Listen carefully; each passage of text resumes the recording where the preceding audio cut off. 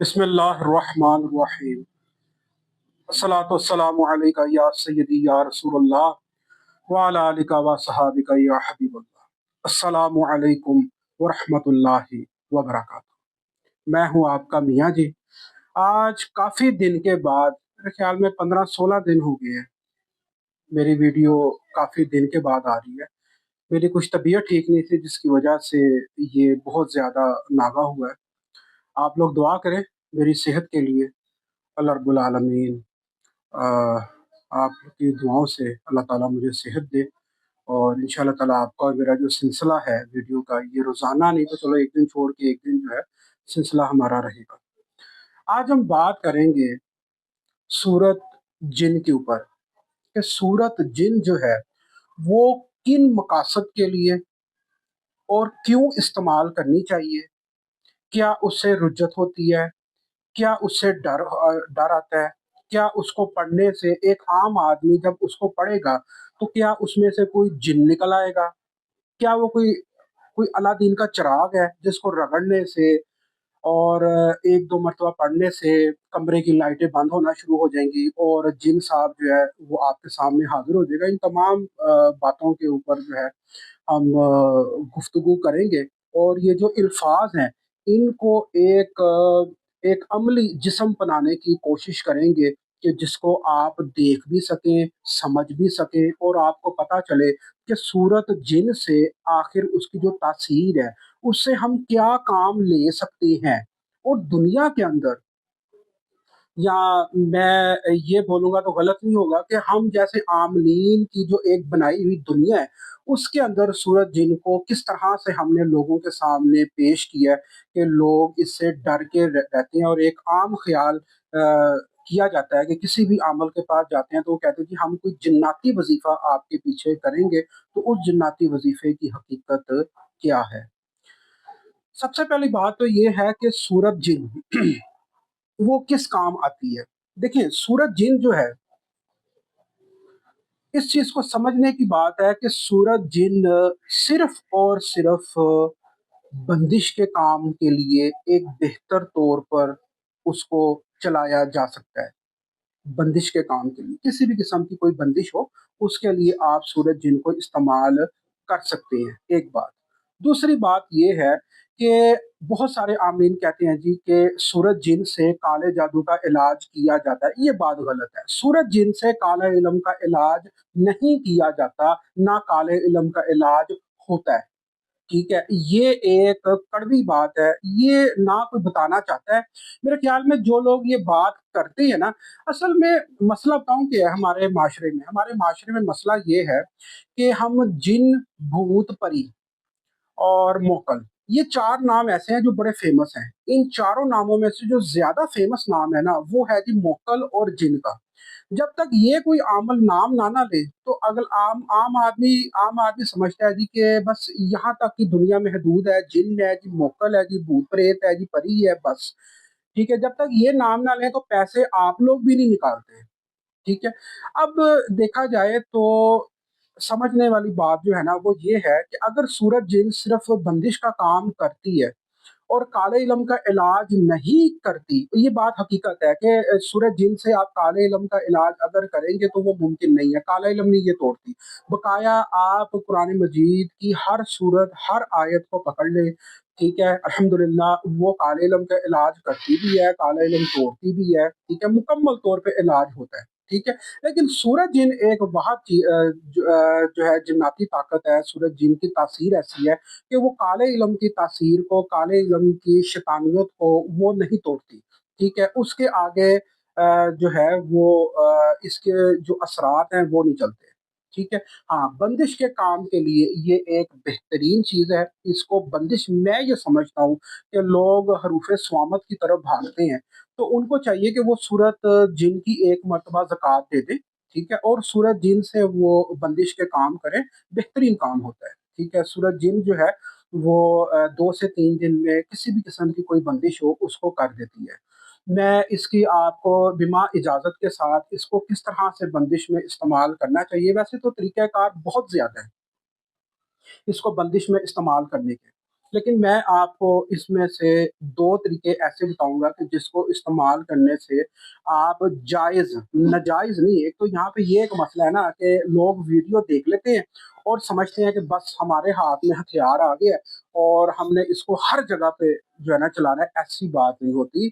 अगर आपको कोई इंसान रूहानी, मैं तो ये भी नहीं कहता कोई बुज़ुर्ग, ठीक है? बुज़ुर्ग छोड़ो, अगर कोई इंसान आपको कोई रूहानी चीज़ दे रहा है या बता रहा है कि इसको इस तरह से इस्तेमाल किया जाए, तो एकदम जो है ना अपने हाथ-पाँव फुलाने की ज़रूरत नहीं है। पहले आप अपने हालात और वाक़यात के ऊपर गौर-व-फ़िक्र करें।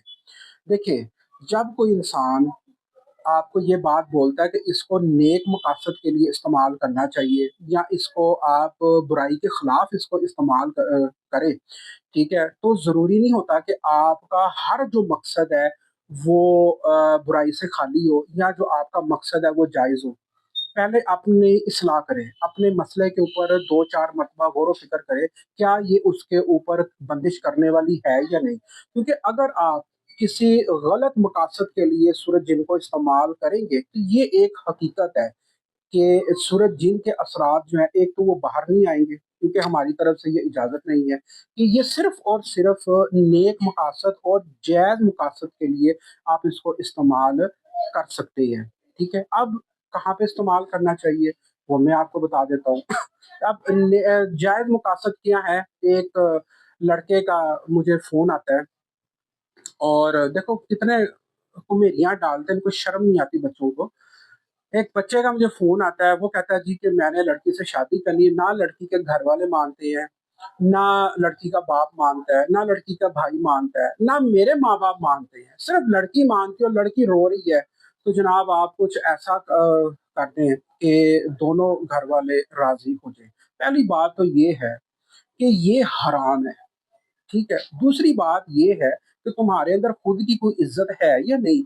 कि तुम मुझे कह रहे हो कि लड़की के घर वाले नहीं भाई नहीं मानते आप लानत भेजो, आप अपने माँ-बाप के कहने के ऊपर चलो। एक बात याद रखें, जो बच्चे अपने माँ-बाप के कहने के ऊपर नहीं चलते या अपने माँ-बाप के खिलाफ जाके शादियाँ करते हैं, मैंने उनको सारी ज़िंदगी ज़लील होते ही देखा है। देखें, माँ-बाप के खिलाफ जाके भी आपने शादी करनी है और ज़लील होना है, ठीक है? और माँ-बाप के कहने के मुताबिक भी जो शादी होती है ना, ठीक है? तो हर शादी के अंदर मसले-मसाइल तो होते ही हैं, लेकिन उसमें आपके लिए जो बेनिफिट है वो ये होता है कि माँ-बाप आपके साथ, आपके बहन-भाई, आपके रिश्तेदार जो है आपके साथ कंधे के साथ कंधा मिला के खड़े होते हैं। लेकिन जब आप सबको छोड़ के, सबको ज़लील करके आप शादी करोगे, तो आपका क्या ख़्याल है कि आपके साथ कोई खड़ा होगा? बिल्कुल भी नहीं होगा। बिल्कुल भी नहीं होगा कोई आपके साथ खड़ा। तो वो एक ज़लालत का एक नया दौर आपके लिए शुरू हो जाएगा। अब लोग कहेंगे जी कि इसके ऊपर हम बंदिश जो है कर लें कि उसके जो है उसके माँ-बाप ना बोलें, ठीक है, शादी के खिलाफ ना बोलें। बिल्कुल भी नहीं जी, यहाँ पे ये बंदिश इस्तेमाल आपने नहीं करनी। ये सिर्फ़ बंदिश वहाँ पे होती है जहाँ पे शौहर जो है बड़ा ज़ालिम है या आपके जो दुश्मन हैं, ठीक है, वो आपके पीछे लगे हुए हैं और आपके ऊपर कोई केस हुआ हुआ है, उस इन तमाम चीज़ों से जान छुड़ाने के लिए बंदिश का इस्तेमाल या बंदिश का सहारा लिया जाता है। और आपका क्या ख्याल है? यहाँ पे ये बड़ी गलतफ़हमी है ना हम लोगों को, कि बंदिश जो है वो करो तो एकदम कोई जादू जो है ना वो हो जाए, ऐसा नहीं होता। एक बात याद रखें, बंदिश को भी समझने की आप कोशिश करें। देखिए, एक मिसाल मैं आपको देता हूँ। एक इंसान है, उसने किसी इंसान से 50 लाख रुपए का कर्ज़ा लिया है, ठीक है? बात को ज़रा समझिएगा यहाँ पे, कि एक इंसान ने किसी इंसान से 50 लाख रुपए का कर्ज़ा लिया है।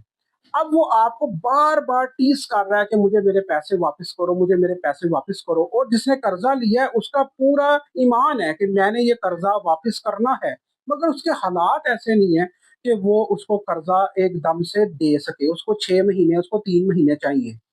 इस काम के लिए इस काम के लिए सबसे पहली बात ये है कि आपने कर्ज़ा अगले बंदे का देना है, ठीक है? अगर तो आपकी नीयत है देने की, तो फिर इस काम के लिए हम उसके ऊपर बंदिश करते हैं कि भाई थोड़ा-सा सुकून लो, थोड़ा-सा टाइम दो। अब आपका क्या ख्याल है कि बंदिश करने से क्या वो अपना 50 लाख रुपया भूल जाएगा? बिल्कुल भी नहीं भूलेगा। वो भूलेगा क्यों? वो 50 लाख रुपया भूलेगा नहीं, लेकिन उसको थोड़ा-सा सब्र आ जाएगा कि ठीक है यार, मैं थोड़ा-सा इसको टाइम देता हूँ, जो ये टाइम कह रहा है, या वो दिन में आपको 10 फ़ोन जो है कर रहा है, तो वो फ़ोन आने बंद हो जाएँगे, या 1-2 फ़ोन आपको आएँगे, मतलब कि जो आपके ऊपर उसका एक प्रेशर बना हुआ था, एक दबाव की एक पोज़ीशन थी, वो दबाव की पोज़ीशन से आप 75% निकल जाओगे। लेकिन इसका ये हरगिज़ मतलब नहीं होता कि वो अपना 50 लाख रुपया आपको जो है ना छोड़ दे, भूल जाए। जिस तरह के एक मुझे याद है कि एक ज़माने में एक एक थे हज़रत साहब, उन्होंने 2 लाख रुपया किसी से कर्ज़ा लिया, तो वो मुझे कह रहे हैं कि मियाँ जी कोई ऐसी बंदिश करें कि उसके दिमाग से ही निकल जाए कि मैंने उससे 2 लाख रुपया लिया है। बताओ, ये बचपनों वाली बातें सुन के तो यकीन करें, दिल करता है कि बंदा ये काम ही छोड़ दे। क्योंकि ये लोगों ने इसको ना बड़ा अजीबो-गरीब किस्म का ना इसको बना दिया है।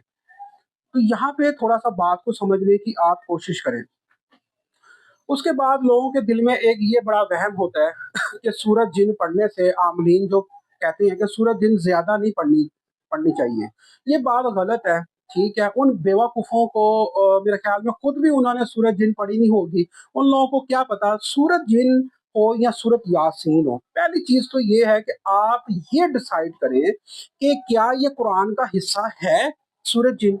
और अगर हिस्सा है, तो ये एक इबादत है। ये एक सूरत है, सूरत जिन बस उसका नाम है, ठीक है? अब सूरत जिन जिन का नाम देख के आप डर जाओ कि नहीं इसको 4 मरतबा पढ़ेंगे तो जिन हाज़िर हो जाएगा, इसको अलहदा कमरे में अगर हमने पढ़ा तो चीज़ें हिलना शुरू हो जाएँगी, लाइटें बंद होना शुरू हो जाएँगी, ये सिर्फ़ ड्रामेबाज़ी है। असल दुनिया में बेटा ऐसा नहीं होता, ऐसा बिल्कुल भी नहीं होता। मैंने अपनी ज़िंदगी में कई चिल्ले काटे हैं, मेरे सामने तो आज तक कोई भी चीज़ नहीं आई। मैं तो तरस ही गया हूँ कि मैं जब बीमार होता हूँ तो कोई मेरे सामने कोई जिन साहब जो है ना हाज़िर हो, ठीक है? वो अपने पूरे ख़ानदान को लेके आए, उन्होंने कहा जी कि मियाँ साहब बीमार हैं, तो मैं चूँकि उनका ख़ादिम हूँ, तो लिहाज़ा बच्चों मेरे भी चलो, बेगम को भी वो लेके आए, मेरी वो मतलब है कि इयादत करें, मेरे घर में कोई हांडी रोटी तैयार करे, मुझे 1 कप चाय का दे। ऐसा नहीं होता। मुझे तो आज तक एक कप पानी, 1 गिलास पानी भी नहीं मिला। तो जब मुझे नहीं मिला तो एक आम आदमी को डराया क्यों जाता है? मैंने अपनी एक वीडियो में पहले भी ये बात एक बोली थी कि आमिलों का रास्ता अलहदा है, एक आम आदमी का रास्ता अलहदा है। आम आदमी अगर सूरत जिन लाख मर्तबा भी पढ़ ले तो जिन साहब हाज़िर नहीं होने वाले। वो एक सवाब है, एक अल्लाह तबारक तआला की इबादत है, एक कुरान पाक का एक हिस्सा है सूरत जिन। एक सूरत है, मुकम्मल एक सूरत है। उसको पढ़ने से आपको सवाब तो मिलेगा, आपका मसला तो हल होगा, ठीक है? आपको कोई जिन भूत आके आपको उठा के ले नहीं जाएगा, तो लिहाज़ा इस चीज़ को आप ज़हन में से निकाल लें। अगर आपको किसी ने ये बात बोली हुई है कि सूरज जीन पढ़ने से ये मामलात ख़राब होती है। सूरज जीन पढ़ने के एक तो ये बंदिश के मामलात में आती है, दूसरा अगर किसी के ऊपर जिन्नात का असर है या किसी घर के ऊपर जिन्नात का असर है, ठीक है? अब यहाँ पे प्रॉब्लम ये है कि ये किस तरह से साबित करें कि इस घर के ऊपर जिन्नाती असर है? या इस बंदे के ऊपर वाक़ई जिन्नात का असर है, या जिन्नात का साया हो गया है, या जिन्नात इसके ऊपर आ गए हैं। आते हैं, बिल्कुल आते हैं, मैं ये नहीं कहता कि नहीं आते, आते हैं, ये बात पक्की है। लेकिन बात यहाँ पे हो रही है कि ऐसा कौन-सा टेस्ट है कि जिसको करने से ये पता चले कि इसके ऊपर जिन्नाती साया है।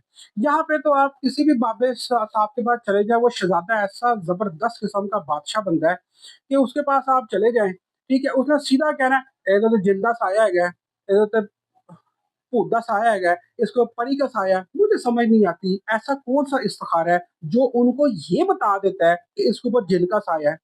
और सबसे अच्छी बात, सबसे जो एक अजीबो-गरीब किस्म की जो बात है, जो देखने में आती है कि आमलीन जो हैं, वो आपके ऊपर काला इल्म है, तो उसकी निशानियाँ बता रहे होते हैं, ठीक है? अल्लाह के बंदो, याद रखें मेरी बात, मेरी ये वीडियो जो-जो सुन रहा है, ये शेयर ज़रूर करें कि लोगों तक ये बात जाए। दुनिया में ऐसी कोई भी निशानी नहीं बनी कि जो ये साबित कर सके कि इसके ऊपर काला इल्म है। बस आप ये अब देखिए, अपने आप को ज़्यादा इल्मदार साबित करने के लिए अगर कोई शख्स یہ آپ کو ایک ٹونسلا دے رہا ہے، جس کو ایک یعنی کہ ٹافی دے رہا ہے میٹھی میٹھی، کہ جی اگر آپ کے اوپر کالا علم ہے تو آپ کے کندھوں کے اوپر وزن پڑے گا، آپ کے سینے کے اوپر وزن پڑے گا، آپ کے سر میں درد ہوگی، ٹھیک ہے، آپ کی عبادت چھٹ جائے گی، آپ کی نمازیں چھٹ جائیں گی، آپ کے روزے چھٹ جائیں گے، یہ ہے تو فلاں ہے۔ اللہ کے بندے، تو خود کتنی نمازیں پڑھتا ہے، تو خود کتنے روزے رکھتا ہے، تو خود کتنی نمازیں جو ہے یہ روزے زکوٰۃ وغیرہ تو دے رہا ہے، ٹھیک ہے۔ کندھے کے اوپر وزن پڑنا، ایک ایک کر کے بات کرتے ہیں۔ کندھے کے اوپر وزن پڑنا، سر کے اوپر وزن پڑنا، دل کے اوپر وزن پڑنا، آپ کے جسم کے اوپر وزن پڑنا، ٹھیک ہے، جسم کے اوپر تھکاوٹ ہو جانا، پورا جسم ٹوٹنا، ٹھیک ہے، اور پورا جسم کا بھاری ہو جانا، ہاتھ پاؤں کا سوج جانا، نماز پڑھنے کو دل نہ کرنا۔ او اللہ کے بندو، کسی ڈاکٹر کو جا کے دکھاؤ، تانوں شوگر ہوئے گی یا بلڈ پریشر ہوئے گا جس کی وجہ سے کندھے آپ کے درد کرتے ہیں، یا وٹامن ڈی کی کمی ہوگی جس کی وجہ سے آپ کی جو ہڈیاں ہیں وہ کمزور ہو گئی ہوں گی۔ اس کا یہ ہرگز مطلب نہیں ہے کہ آپ کے اوپر جادو ہے۔ اور بعض عاملین تو حد ہی کر دیتے ہیں یہ بات بول کر کہ جی بندہ آپ کے سامنے بیٹھے اور آپ پڑھائی پڑھے تو اس کے کندھے کے اوپر وزن پڑنا شروع ہو جائے۔ ایسی بات نہیں ہے۔ جب ایک آپ کے سامنے بچی آ کے بیٹھی ہے یا آپ کے سامنے کوئی لڑکا آ کے بیٹھا ہے، پہلی بات تو یہ ہے کہ کسی بھی بچی کو، کسی بھی لڑکی کو، میں فیمیل کی بات کر رہا ہوں، میل نہیں، فیمیل، کسی بھی بچی کو کسی بھی عامل کے پاس لے کر نہیں جانا چاہیے۔ یہ آپ ہمیشہ اپنے پلے یہ بات باندھ لیں۔ میں تو یہ سمجھتا ہوں کہ کسی بھی عورت کو آپ کسی بھی عامل کے پاس جانا ہی نہیں چاہیے۔ ہم جیسے عاملوں کا اگر گھر چلتا ہے نا تو وہ صرف عورتوں کے ایسے، کیونکہ بندے تو بڑے سیانے ہیں، بندے تو 500 کا نوٹ نہیں اپنا نکالتے، ٹھیک ہے۔ اگر آپ نے جانا ہے تو اپنے ہسبینڈ کے ساتھ، اپنے بیٹے کے ساتھ تو آپ جائیں، ٹھیک ہے، لیکن کسی بچی کو کسی بھی عامل صاحب کے پاس لے کر نہ جائیں، ٹھیک ہے۔ یہ تھوڑی بات ہے، اس کو زیادہ سمجھنا، ٹھیک ہے۔ اب وہ پڑھائی کرتا ہے عامل صاحب بیٹھ کے، ٹھیک ہے، اور وہ پوچھتا ہے کچھ ہوا، کچھ ہوا۔ تو بھائی تم کیوں پوچھ رہے ہو؟ تم نے اگلے بندے کو سامنے بٹھا دیا، عامل جی آپ نے اگلے بندے کو سامنے بٹھا دیا تو اس کا علاج کرو۔ وہ پڑھائی کرنے کے بعد اس سے پوچھتے کچھ ہوا، کچھ ہوا، وزن پڑا، وزن نہیں پڑا، اس کا مطلب ہے کہ تمہیں خود بھی نہیں پتا، ٹھیک ہے نا۔ اب وہ اگر بچہ یا بچی آپ سے جھوٹ بول جائے کہ جی میرے بالکل وزن پڑ رہا ہے، میرے سر کے اوپر وزن پڑ رہا ہے، تو وہ کہتا بازی دیکھا جی یہ جادو ہے، کہ جادو کے اثرات جو نا وہ ظاہر ہو رہے ہیں، اور لے دے کے جو بدنامی آتی ہے وہ جنات کے حصے میں آتی ہے کہ جس کے اوپر جناتی سایہ ہے، اس کے اوپر جناتی اثر ہے، جنات کا اٹیک ہے، جنات کا حملہ ہے۔ اگر تو حقیقتاً جنات کا حملہ ہے تو آپ سورج جن کو 7 مرتبہ پڑھ کر پانی کے اوپر دم کر کے اس کو پلائیں گے تو وہ صحت یابی کی طرف آنا شروع ہو جائے گا۔ روزانہ پلائیں، یا کم از کم اتنا پانی کر لیں کہ اس کو 3 دن یا 24 گھنٹے آپ اس کو کر سکتے ہیں، ٹھیک ہے۔ یہ میں نے اس کا علاج آپ کو، بس سمپل سا علاج ہے، ٹھیک ہے، اس کے اندر کچھ ناٹک کرنے کی ضرورت نہیں ہے۔ اب بات کرتے ہیں کہ اگر آپ نے کسی کے اوپر بندش ڈالنی ہے جائز مقاصد کے لیے، ٹھیک ہے، جہاں پہ آپ کو یہ لگے، دیکھیں یہ فیصلہ اگر میرے پاس لوگ آتے ہیں تو میں تو ان کی کہانی سن کے تو میں نے خود ہی یہ فیصلہ کرنا ہوتا ہے کہ یہ بندہ کہاں پہ سچ بول رہا ہے، یا اس کو اس بندش کی ضرورت ہے بھی یا نہیں ہے۔ میری ایک عادت ایسی ہے کہ اگر یہ مجھے لگے کہ یہ بندش کسی نیک مقاصد کے لیے نہیں ہے، حرام مقاصد کے لیے ہے، تو میری ایک عادت ہے، میں منہ کے اوپر اس کو جواب دیتا ہوں اور کہتا ہوں کہ حضرت صاحب آپ یہاں سے تشریف لے جائیں، کیونکہ آپ کے معاملات میری سمجھ میں نہیں آ رہے، ٹھیک ہے۔ تو یہ فیصلہ آپ نے کرنا ہے کہ آپ نے اس کو کہاں استعمال کرنا ہے، اور آپ فکر نہ کریں کہ اگر آپ نے اس کو کسی انسان نے کسی بدبخت نے اس کو غلط نیت سے کسی کے اوپر تنگ کرنے کے لیے بندش کرنے کی کوشش کی تو آپ یقین کریں یہ بندش کبھی بھی نہیں ہوگی، میری طرف سے یہ اجازت نہیں ہے۔ یہ ان لوگوں کے لیے ہے اجازت جو نیک مقاصد کے لیے اس بندش کو استعمال کرنا چاہتے ہیں۔ تو اب اس بندش کو استعمال کیسے کرنا ہے یہ سنیں۔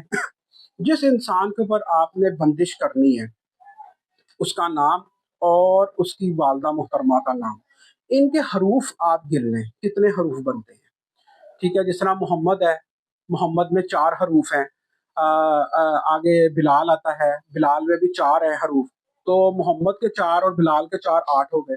پھر والدہ محترمہ کا نام ہے جس طرح کہ بی بی ہے، ठीक है? तो बीबी के भी 4 हैं, तो 4 और 4 8 और 4 12, तो 12 इसके टोटल हरूफ बने। ये मैं एक मिसाल आपको दे रहा हूँ। तो ये जो आपने जो आपके और आपकी वालिदा के हरूफ निकलेंगे आपके दुश्मन के, ठीक है? उतनी मर्तबा आपने सूरत जिन को एक टाइम पे पढ़ना है। कितने दिन पढ़ना है? जितने अदाद निकले उतने दिन ही पढ़ना है। अगर 12 निकले हैं तो 12 दिन पढ़ो, अगर 7 निकले हैं तो 7 दिन पढ़ो, अगर 16 निकले हैं तो 16 दिन पढ़ो, ठीक है? इंशाअल्लाह ताला इसका रिज़ल्ट इतना आपको मुतमईन कर देगा, इतना आपको तसल्ली के साथ आपको इसका रिज़ल्ट मिलेगा कि आप खुद भी हैरान हो जाएँगे, और कमेंट करके आपने ज़रूर ये बताना है कि आपका किस हद तक काम हुआ है।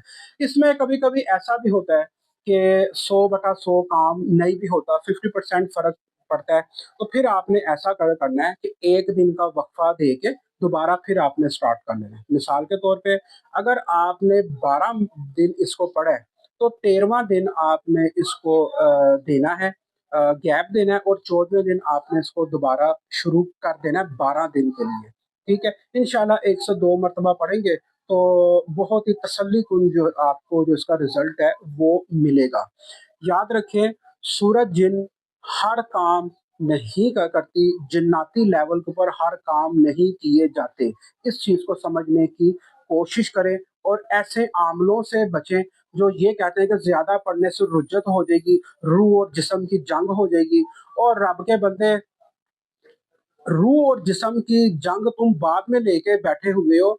सबसे पहले तो आप इस चीज को समझो, इस चीज को आप क्यों नहीं समझते हो कि कुरान जो है वो पढ़ने से मुसीबतें परेशानियां दूर होती हैं। ज्यादा से ज्यादा कुरान को पढ़ना चाहिए। कुरान क्या है?